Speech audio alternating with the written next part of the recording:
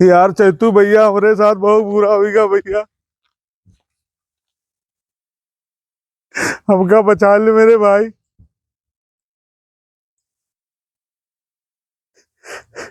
अरे हमारी बहनी आई ना भद्रा काल में हमारे राखी बांध के चली गई यार।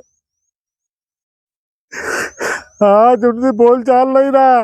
काल फोन करना कह राखी बांधने आ रहा भैया। हम कहा चलो दुश्मनी हटाओ बोल। को पंडित उंडित थे भैया। ये सब काट करवाओ यार हमका बचा लियो। हाँ रावण की बहनी भी भद्रा काल में यहाँ राखी बांध रहे भैया भैया तहस नहस होगा सब बर्बाद होगा।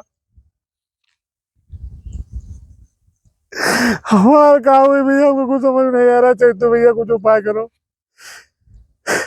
हाँ वो पंडित के पास गए ना। गए ना है। पता चला कोविड में मर गए भैया अभी। हमारा दिमाग काम नहीं कर रहा क्या करी क्या ना करी। हे भैया